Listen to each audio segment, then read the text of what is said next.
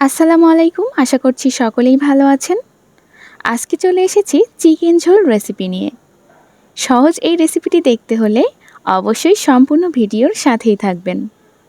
চলুন তাহলে দেখে নিই সহজ এই চিকেন ঝোল রেসিপিটি কিভাবে তৈরি করতে হয়।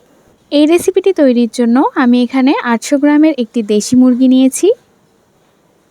এখানে 2টি আলু এভাবে করে কেটে নিয়েছি।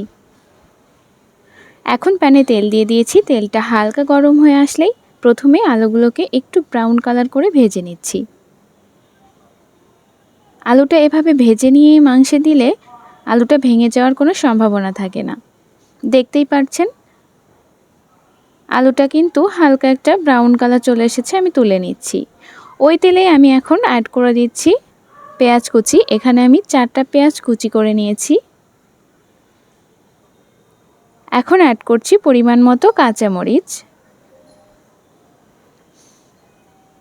এখন পেঁয়াজ আর মরিচটা খুব ভালোভাবে নেড়েচেড়ে নিচ্ছি কাঁচা গন্ধটা চলে যাওয়া পর্যন্ত। দেখতেই পাচ্ছেন এখন কিন্তু একটু ব্রাউন কালার চলে এসেছে। এ পর্যায়ে আমি এখানে অ্যাড করে দিচ্ছি 1.5 টিস্পুন রসুন বাটা,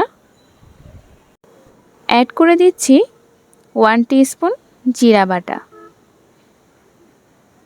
এখন জিরা আর রসুনটা খুব ভালোভাবে নেড়েচেড়ে নিচ্ছি। এর কাঁচা গন্ধটা চলে গেলে এখানে আমি অ্যাড করে দিচ্ছি 4টা লবঙ্গ,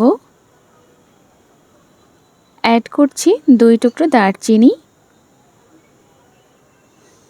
অ্যাড করে দিচ্ছি 3টা এলাচ। এলাচটা অ্যাড করার আগে এলাচের মুখটা একটু ফাটিয়ে নেবেন। অ্যাড করছি 2টা তেজপাতা। এখন অ্যাড করে দিচ্ছি 1/2 টিস্পুন ধনিয়া গুঁড়া, অ্যাড করছি কাশ্মীরি লাল মরিচের গুঁড়া 1/2 চামচ। এটা শুধুমাত্রই কালারের জন্য ইউজ করেছি। অ্যাড করছি 1 চামচ আদা। এখানে আদাটা আমি একটু ছেঁচে নিয়েছি। অ্যাড করে দিচ্ছি 1/2 চামচ পরিমাণ কালো গোলমরিচের গুঁড়া। অ্যাড করছি পরিমাণ মতো হলুদ গুঁড়া, অ্যাড করে দিচ্ছি পরিমাণ মতো লবণ। সব উপকরণগুলোকে এখন খুব ভালোভাবে নেড়েচেড়ে নিচ্ছি। এই তেলেই কিন্তু এই মশলাগুলোকে একটু নেড়েচেড়ে কষিয়ে নিব। এরপর আমি এখানে 1/2 কাপ পরিমাণ পানি অ্যাড করে দিচ্ছি মশলাটা কষানোর জন্য। কিছুক্ষণের জন্য আমি ঢেকে দিচ্ছি। ফিরে আসছি কিছুক্ষণ পর। দেখুন পানিটা কিন্তু শুকিয়ে গেছে আর তেলটা উপরে উঠে এসেছে, বোঝাই যাচ্ছে মশলাটা কষানো হয়ে গেছে। এখন আমি পরিষ্কার করে রাখা চিকেনটা এর মধ্যে অ্যাড করে দিচ্ছি। এভাবে করে চিকেনটার গায়ে মশলাগুলো খুব ভালোভাবে নেড়েচেড়ে মেখে নিচ্ছি। দেখতেই পাচ্ছেন এটা আমি কিভাবে করেছি।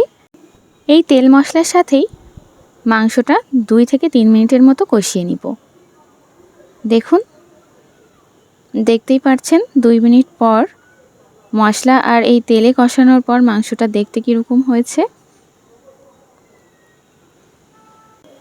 এই পর্যায়ে আমি এখানে মাংসটাকে ভালোভাবে কষানোর জন্য 2.5 কাপ পরিমাণ পানি অ্যাড করে দিব। আর এই 2.5 কাপ পানিতেই কিন্তু মাংসটা খুব ভালোভাবেই কষে যাবে, কারণ দেশি মুরগিতে কিন্তু খুব বেশি পানির প্রয়োজন হয় না। এখন অল্প একটু এভাবে নেড়েচেড়ে দিচ্ছি। এরপর আমি ঢাকনা দিয়ে ঢেকে দেব মাংসটা কষে যাওয়া পর্যন্ত।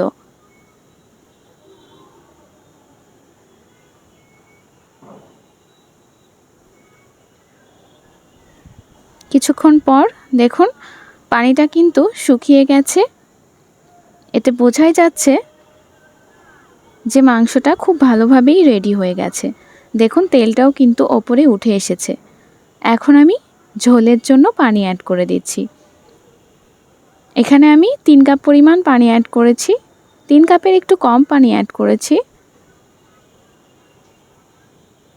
এতে করে মাংসটা খুব ভালোভাবেই রান্না হয়ে যাবে। এখন ঢেকে দিচ্ছি।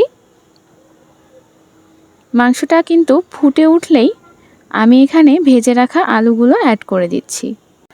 এখন একটু ভালোভাবে নেড়েচেড়ে নিয়ে ঢাকনা দিয়ে ঢেকে দিচ্ছি রান্না হওয়া পর্যন্ত। ফিরে এসেছি কিছুক্ষণ পর।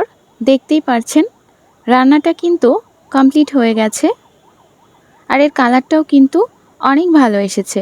এই ক্ষেত্রে কিন্তু আপনারা ঝোলটা কমিয়ে বা বাড়িয়ে রাখতে পারেন, সেক্ষেত্রে পানির পরিমাণটা বুঝে দিবেন।